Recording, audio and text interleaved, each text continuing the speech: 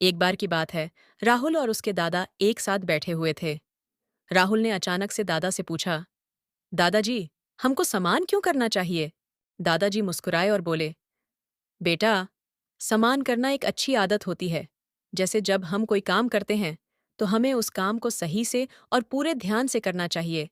यही बात समान करने में भी होती है। राहुल ने सिर हिलाते हुए कहा, लेकिन दादाजी, मुझे समझ में नहीं आ रहा कि समान करना कैसे जरूरी हो सकता है। दादाजी ने एक कहानी सुनाने का फैसला किया। उन्होंने कहा, एक समय की बात है, एक छोटे से गांव में रामू नाम का एक लड़का रहता था। रामू हमेशा अपने कमरे का सामान इधर उधर फेंक देता था। उसका कमरा हमेशा बिखरा रहता था। जब भी उसे कुछ ढूंढना होता, तो उसे घंटों लग जाते।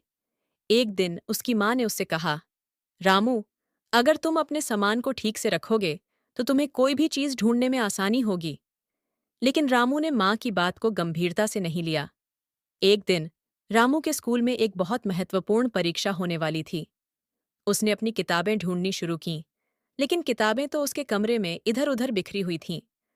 उसने बहुत कोशिश की, लेकिन समय पर किताबें नहीं मिल पाईं और वह परीक्षा में अच्छा नहीं कर पाया।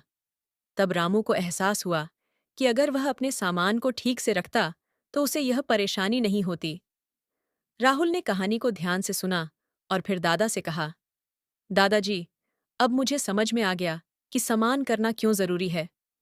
अगर हम अपने सामान को सही से रखते हैं, तो हमें कुछ भी ढूंढने में दिक्कत नहीं होती और हम हमेशा तैयार रहते हैं। दादाजी ने खुशी से कहा, बिल्कुल सही राहुल, और यही वजह है कि हमें हमेशा अपने सामान को सही से रखना चाहिए। राहुल ने दादाजी को धन्यवाद कहा और वादा किया कि अब वह हमेशा अपने सामान को ठीक से रखेगा। Thanks for watching, like, comment and subscribe.